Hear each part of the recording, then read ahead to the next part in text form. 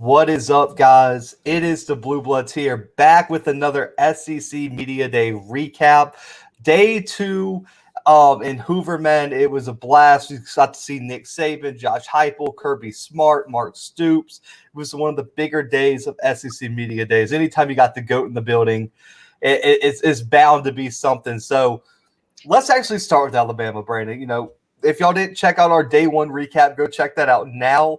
And if you're tuned in, man, listen, I promise you, in Birmingham, right up the road, SWAC Media Days went on yesterday. Go check out our live stream from yesterday as well.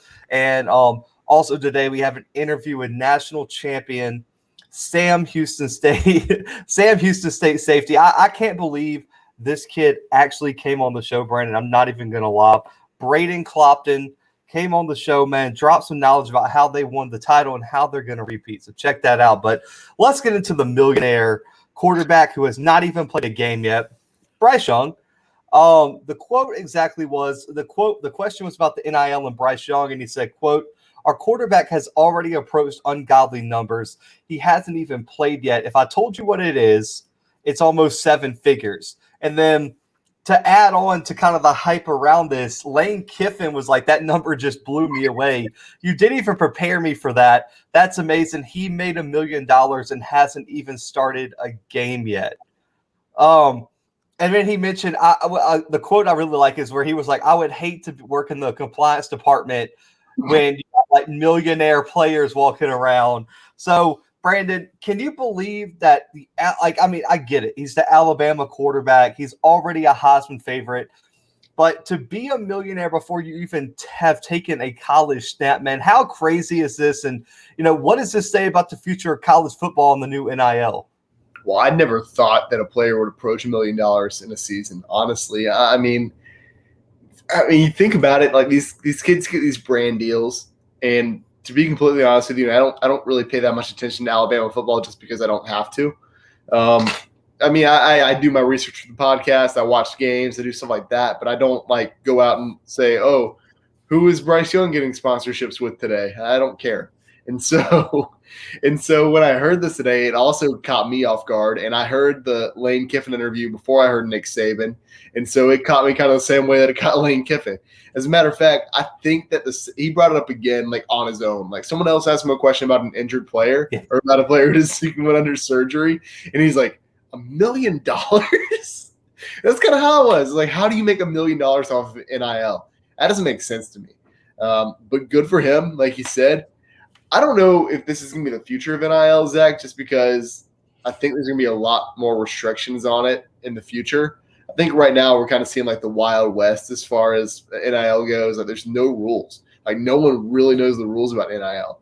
And so these players are getting paid to do whatever. Lane Kiffin brought it up again when he said that, well, no, it wasn't Lane Kiffin. I think it was Kirby Smart. So some schools are allowed to help get brand deals for players. Some aren't. And so I feel like we're going to see a lot more restrictions. That's not to say players can't make $1 million later on down the line. This is just one of those things where, even if this rule would have been passed last season, I wouldn't have thought Trevor Lawrence could make $1 million. I just didn't think it was possible for any player to make $1 million off of name, image, and likeness. I mean, over a whole season, I think I would have bought it because I think they value Trevor Lawrence's social media alone, Brandon, at $2 million. Yeah. But Brandon, this got passed a month and a half ago. This kid made $1 million in 45 days. I don't get it. That's the shocking thing to me. You know what happened? Nick Saban sponsored him. Nick Saban said, "Hey, I'll buy all your jerseys." How about that? Oh man! And then also you got Kirby Smart name dropping Quavo. Dude, that was wild. Out of Migos, what? Quavo told me to tell these players not to be thirsty. I was like, hold on. Kirby Smart and Thirsty are the last two. If it was that game Deion Sanders was playing at the press conference, you just got to sneak two random words in. I feel like the words were Quavo and Thirsty for Kirby Smart. Yeah, don't say Deion. Don't do it. That's true. He might walk out of the press conference. We'll get to that. Not on this episode. Go check out our live stream. But, Brad, let's continue with Alabama, though. Now, I know if you didn't watch SEC Media Days, you're like, Nick Saban and the dinosaurs.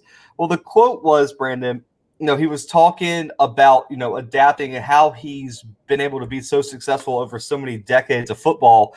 And just like it almost seemed like it just was like a random thought that passed through his mind, and he just like jumped onto it and took it for a ride. And he was like, quote, the dinosaurs didn't adapt. The dinosaurs are no longer here. Adapt or die. Like the way he said it was like so like it was just weird. Like it had like this weird like obvious to it where he was like, I was the one that killed the dinosaurs. I adapted. They died. Like I was the meteor that came down. Me, Nick Saban, I am the one. I mean, Brandon, I love Nick Saban as a head coach so much, even though y'all see the opportunities in the background. I mean, I don't think this. You see so many coaches, Brandon, Les Miles, not the off the field stuff. We've already had an episode about that. You saw him not be able to adapt on the field with his offense. You've seen Bobby Bowden not be able to adapt. You saw Joe Paterno. Like you see so many of like these old legendary coaches eventually fizzle out of college football because they are stuck in their ways. They can't adapt to the new recruiting. They can't adapt to the new play calling. Brandon, if I would have told you in like 2011 that Nick Saban's offense would average like 500 yards per game, you would have been like, what? I'd be shocked, honestly. I mean, and to be fair, at that point, we didn't know Nick Saban was going to be the greatest coach of all time. He was still kind of working his way up the ranks in 2011. Well, yeah, so what he had 3 national titles at that point because he won 09, he won 11, and then he won the one at LSU. Yeah, like we knew he was going to be an all-time great. We just didn't, he was probably going to be Hall of Fame. We just didn't know he was going to be the greatest of all time, maybe college or no, maybe football coach of all time. So like pro whatever. This was a bold claim though by Nick Saban as the head coach of Alabama. When a lot of Alabama fans, I'm not sure if they believe in dinosaurs, but we're going to keep moving forward. I get what he's saying. I mean, you see all these coaches who just get left behind in the wind. And God, Bo Pelini. Bo Pelini used to be like the number one defensive coordinator in the country. Like everyone wanted Bo Pelini. And then look what happens when he goes to LSU last season. He doesn't adapt. He is playing defense like it's 2003, and LSU has their first 500 season in over 20 years. So you absolutely have to. I think Nick Saban was dead on. It was just the dinosaur comment killed me because he didn't have to bring that up. Any other analogy, and he said, "You know what? Dinosaurs didn't adapt." Hey, I love the reference. I love that I like that he's spreading that message because I don't think a lot of people give him enough credit, to be honest, of adapting, Brandon. I mean, all I hear when people who don't know college football, who don't cover it like we do, like, well, he has the best players, so like anybody could win. It's like, dude, do you know how hard it is to recruit at the Nick Saban is so far removed from the youngest, from high school seniors, that he's out recruiting younger people like Kirby Smart and Lincoln Riley right now, Brandon. He set the record for the best recruiting class at like 75 years old, dude. Like, do you know how ridiculous that is? It's nuts. It absolutely is. But I mean, the dude can do it. I don't know how he does it. I think Lane Kiffin made a joke today about because he is old. Rat poison. Well, yeah, Lane Kiffin was just mostly jokes today, is what happened. It was the funniest press conference I've ever heard. But he's a Jim. Listen, with the new NIL, I need Lane Kiffin to have a press conference where he has players on and other coaches in the all season. I need a Lane Kiffin podcast. Yeah, me too. Hey, feel free to come on this show. But I think the question was if he thinks Nick Saban had seen any of his tweets. He said, yeah. Pretty sure his assistant prints them out for him, brings them to him, especially the bad ones. I'm sure he's seen them. I was like, dude. Is that the same one where he went on and was like, yeah, because he was like, y'all keep giving him rat poison, and then I have to deal with it on the field. I can't wait to see who brings up what today, because this is going to be something. He said, we'll have to deal with it. Oh, man. So let's get to, a topic that we've kind of covered. Mark Stoops gave his opinion, and that should the SEC follow the rest of the conferences in the country other than the Pac-12 and play 9 or more conference games. They said 9 or 10. And so Stoops was asked about this, Brandon, and he said, quote, I wonder if anyone watched last year. quite a few teams struggled where he addressed that a majority of the SEC barely finished above 500. And so I ask you, do you think not if they decide? I think 10's probably a little ridiculous, but 9 is very likely, especially as college football playoff expansion is coming. They kind of want to have an even playing field across conferences. If they increase it to 9, do you think it hurts? And do you think the SEC should avoid it or actually go along with the rest of these conferences? I think 9 conference games is absolutely reasonable. I don't know if I'm quite on the 10 conference game train. No, that's too many. As an LSU fan who saw what happened when LSU played 10 conference games, I just don't think I would need that. No, but again, I mean, on the same hand, as a season ticket holder of an SEC team, I would love to see more conference games because that makes for better football. That would mean that maybe I wouldn't have to go in my first few weeks this season see LSU play McNeese State and Central Michigan. Easy. Well, we got told on the podcast McNeese State coming for them Tigers this year. So no, watch them out.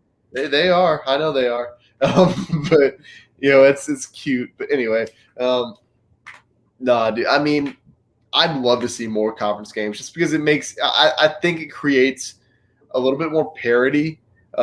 I think that's just like one of the natural side effects of it, Zach, because we do see more teams struggle. We do see more teams lose games when they have to play the best of the best competition. And Zach, I mean, you and I agree that the SEC has been dominant. For the past 15 seasons now, at least. Mm-hmm. So yeah, it creates more parity. Maybe one season we'll see Alabama lose 2 games or something if they play an all SEC schedule. If they have to play Georgia and Florida in the same season when they normally wouldn't play either one of them. So yeah. I think that would be super interesting. I think it creates more matchups. And you know what? This is about to sound crazy, but I agree with Dan Mullen and what he said yesterday, because he was like, if we do move to 9 or 10 season games or SEC season games, then we'll be able to see. And he even wanted to remove the cross division rival. So he's afraid of them Tigers. We know it, but he was just saying like we could see teams play each other. Like last time, I think Alabama's playing Kentucky this season, or maybe not. Somebody's playing somebody. He's like, the last time they played in that stadium, it's been 10 seasons, because that's the way the SEC works. We just never see I'm an LSU fan. Last year, LSU played Vanderbilt, and that's the first time in like 5 seasons they played Vanderbilt. That's crazy to me, that you can be in the same conference as another team and you never play them. That's nuts. Yeah. I mean, I think it was like that for Auburn too. In 2017, it was like the first time ever that Auburn played at Missouri, and they've been in the conference for like 5 years. It's been since like 2013. It's bad. But, I don't like the 10 game, because what I think that does is it really diminishes the out of conference, because, dude, what's the point of South Carolina having to play 10 games and then their one out of conference game is Clemson? Yeah, it sucks. Or Florida having to play Florida State, given they've been down, but like that's usually a really tough game. And so I think it really hurts these teams that have tough cross-division rivals. And I think 9 would be good, because you can have that cupcake game, you could have that group of 5 game, and then you can have like one really good game. So it gives you a little bit of flexibility with the non-conference. Rather than 10, I think you're going to see 2 cupcake games really out of a lot of teams. And it's going to disincentivize having that tough week 1 game that we all love to see, when week 1 and week 2 are just blockbuster non-conference games. I agree. And another thing that I think we're not thinking about enough is that if you do bring it to 10 conference games, you don't have that easy game. And in these smaller schools, I mean, what happens to them, Zach? This is how they make their money. What happens if every single conference in college football decides, let's play 10 conference games? Then we're never going to see LSU play McNeese State or Northwestern State or these other small schools in Louisiana that don't really get very much funding. They don't make money on football unless they play these bigger schools. So like we could see college football shrink substantially if we move into like I guess 10. I'm trying. I don't even know what I'm trying to Like say. 90% or something. Yeah. It's high up there. Yeah. So like, if we see this many conference games, we might see fewer football programs. Like realistically, we might. I agree. And so, that brings us to our last topic for this episode, and that's the offensive future for the SEC. So, Josh Heupel, was asked about offense and how he was going to bring that dynamic UCF offense to Tennessee, and this is what he had to say: is quote, "You look at the last 3 national championships. I think every team has averaged over 520 yards a game on offense. You look what we've been able to do in our track record as a staff at the previous 2 stops at UCF and Missouri, top 5 in basically every offensive category the last 3 years. In the 2 years previous to that, while we were at Missouri, we led the league in total offense. This is a quarterback-friendly offense that's going to allow us to apply pressure to the defense every single Saturday we step on the football field." And Brandon, this kind of echoes the sentiment from Nick Saban after his defense gives up almost 50 to Ole Miss, where he was like, the days of having a lockdown, shutdown defense that only allows 10 points a game is gone, and that you're going to have a good offense. So do you think this is the future of SEC football and the future of college football? And do you think coaches are going to recruit that way, where they put more emphasis on getting better offensive players and kind of putting the defense more where they want good players, but offense is going to be a more, I guess, a top priority for them? So if we don't see it throughout all of college football, we are for sure already seeing it in the SEC. Think about it. Think about how many points are being put up in each game. So if you take LSU Ole Miss from this last season, 101 total points were scored. I'm only bringing up LSU stuff because that's the stuff I know off the top of my head. But LSU Alabama from 2019, that was a shootout. And what was it? I think it was I can't remember the exact score, but it was over 90 total points in that game, I believe. So, like, that's nuts to me, because if you go back to that regular season matchup between LSU and Alabama in 2012, the one that ended 6-9, like, that's how football games were. Like, the SEC was known for strong defense. I know that's what LSU's always been known for. That's what Alabama, good Lord, that's what they were. Under Sarkisian, absolutely. Oh, my gosh. And so, like, we see these SEC powerhouses and the strong defenses, and the tides have turned now, Zach. I mean, that's just how football is evolving. We're seeing a lot more teams adopt like a spread offense. They're putting up like 500 yards a game total offense. They're scoring. You're not going to win the SEC anymore unless you're scoring like over 30 points a game. That's just a fact. Like, I want to say LSU in 2019 averaged over 40. I don't know quite what Alabama averaged this past season, but I think it was over 40. I think it's over 40. I think it was 42 or 43, somewhere around there, especially after the national championship. So that's just what you're going to have to do to win the SEC now. And it's just the way college football has changed overall. And for Josh Heupel to recognize this, for him to be like, yeah, that's what we're going to do here at Tennessee. And by the way, I've never seen a guy so excited to be at Tennessee. He might be the most excited person to ever step foot on campus in Knoxville, because he will not quit talking about the logo. He will not quit talking about the brand. He will not quit talking about the history of Tennessee. But yeah, dude, that's how you're going to have to adapt to college football. I love it, though. I mean, I listen, for both new coaches and Heupel and I'm blanking on his name all of a sudden now. Oh, Beamer at South Carolina. I was so impressed with both of their energies, both of just their command of the room. I think they were 2 outstanding hires, but I really like what he said here, because Brandon, realistically, to be a good defense, if you could just hold people under like 24 points a game, like, that's really good. Yeah. In a season. And it's like, you can't rely on your defense, because I think the offensive play calling, the playmakers, are just getting better and better every year. And even if you have a great athletic defense that has A+ people all around, you're going to give up a big play or two in the midst of a game. Like, look at LSU secondary. You got Eli Ricks, you got Derek Stingley, you got the safety. Like, that defense is going to be stout. I bet you money they're still going to allow a bunch of passing touchdowns this year in games. Yeah. Just because of the scheme, or they're so good at finding that matchup, Brandon. I just think the future of college football is you're going to have to outscore people. Like if you're not averaging 30, 35 or more points per game, I don't even think you have a shot at the title. Yeah, I agree. And that's just the way that things have been evolving. It's insane. It's something that if you would have told me this 10 seasons ago, I would have been like, you're out of your mind. There's no way SEC is defensive dominant. And that's just not how it is anymore. I think, and honestly, I think it's going to open the door, not just in the SEC, but the country, for teams like Oklahoma, who have historically been just ridiculed for their defense, to make some noise in the playoffs. Yeah. Because I think they're going to be able to start keeping up on the defensive side of the ball. That's why you're seeing Oregon, you're seeing Oklahoma, you're seeing like all these other programs, the Cincinnati's, kind of come up into the national relevance because they have those offenses that can compete, and they're starting to catch up on the defense side of the ball. When you look at the top defenses in the country, Brandon, it's not just all SEC anymore.